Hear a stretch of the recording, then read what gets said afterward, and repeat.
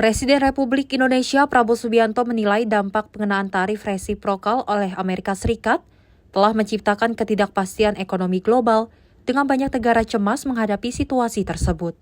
Meskipun demikian, Prabowo optimis Indonesia dapat menghadapi dan mengendalikannya. Dalam acara Sarasehan Ekonomi, Prabowo menyatakan bahwa tantangan tersebut dapat diatasi, mengingat Indonesia memiliki potensi untuk berdiri sendiri dalam mengelola perekonomiannya.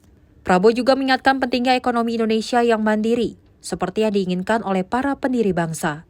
Ia menyampaikan keyakinannya bahwa Indonesia mampu menghadapinya dengan optimisme, meskipun ada pandangan pesimis dari beberapa pihak.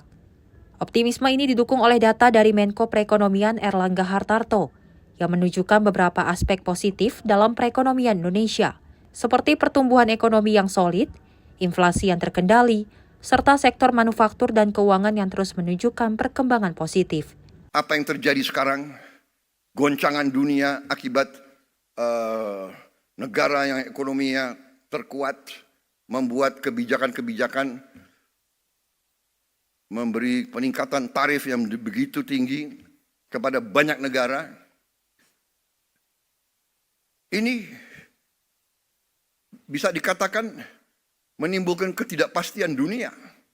Banyak negara yang cemas. Ya, kita akan menghadapi tantangan, tapi saya bicara dengan tim saya, ternyata situasinya dapat kita hadapi dan bisa kita kendalikan. Sebenarnya pendiri-pendiri bangsa kita dari sejak dulu, dan termasuk saya bertahun-tahun saya sudah ingatkan, mari kita bangun ekonomi kita dengan sasaran berdiri di atas kaki kita sendiri. Kalau ada orang yang mau lihat gelap, monggo.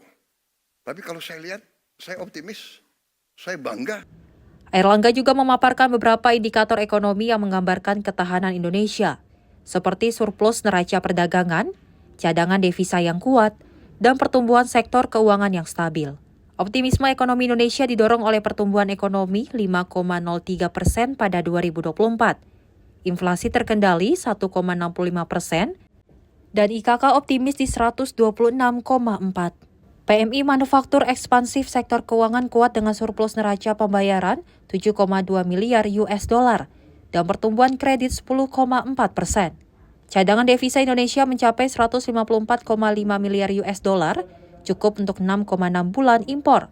Sementara neraca perdagangan surplus 3,12 miliar US dollar pada Februari 2025. Moody menyatakan bahwa ketahanan Indonesia itu akibat dari domestic market yang relatif kuat dan komitmen pemerintah menjaga kredibilitas kebijakan moneter dan fiskal. Erlangga juga menyebutkan bahwa kebijakan hilirisasi komoditas dan peningkatan daya saing sektor manufaktur turut berkontribusi positif terhadap ekonomi Indonesia, menciptakan nilai tambah yang lebih tinggi, dan mengurangi ketergantungan pada ekspor bahan mentah.